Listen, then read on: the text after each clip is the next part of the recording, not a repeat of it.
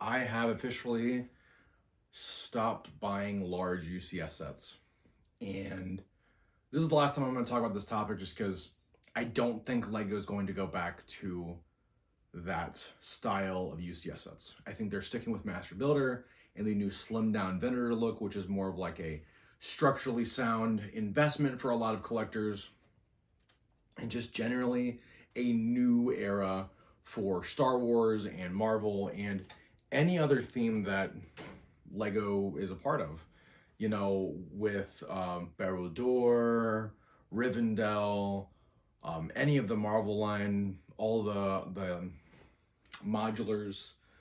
Star Wars has always been a outlier. You know, the Batman UCS sets, like the Batwing, the Batcave, the Tumbril for Technic, those vehicles have always been very precise, engineered from top to bottom as to being the iconic model that you could show your friends and then immediately know what it is. And you could do that with Star Wars as well. Not saying you can't, but the Venator, both Millennium Falcons that are overhyped, were granted the X-wings and the Tie Fighters and the Tantive is kind of in between. It's definitely a cool set, like the Tantive or not the Tantive. Oh no, yeah, the Tantive and the Lambda, both cool sets, kind of in that middle ground between larger than life and minifig scale or like compact. And the reason that you guys still have not seen me make a video on the gunship is I just don't like it. I think it's too big. I think that action figure style UCS set is not for me. I definitely like sets more detailed, compact, and smaller, like the Venator. I think this is what Lego should hit the mark on every single time when it comes to this set. Obviously, they can't do that because of price or design or whatever the reasoning may be, but it's ultimately why I decided to get rid of my UCS Star Destroyer. There are some sets that I will hold sealed and keep a copy of that are important to me. Like I have 2 sealed Saber tanks. I'm going to have 2 or 3 sealed ARC 170s.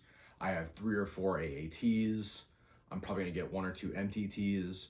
There are sets that I pick up in quantity so that I have sealed versions of them later if I want to, if some of the parts fall off or whatever it is, I can put it back together and get that same feeling of enjoyment out of it and or sell them, whatever happens first.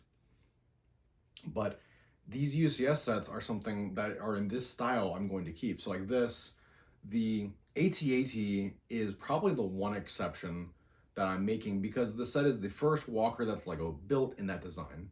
If Lego ever makes a UCS ATTE from the Clone Wars that is very similar to mock scale, I will be all over it. Like the Brick Vault ATTE is something that for years now I've wanted to buy, and I just had not had the time or the drive to go and order all those parts and get it.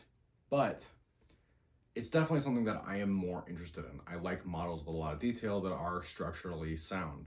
If I'm able to move the set and it looks good, you have my money. And that's just kind of why I'm doing it. Space is a very limited thing, and having mountains and mountains and mountains and mountains of sealed sets that I want to open but don't have the space for something that I really am not in the business of doing.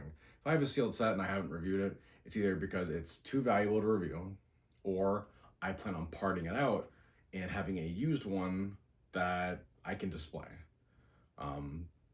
Just because, there are people that have a sealed collection and a used or an open collection. And that's kind of what I'm sort of tapering or evolving into.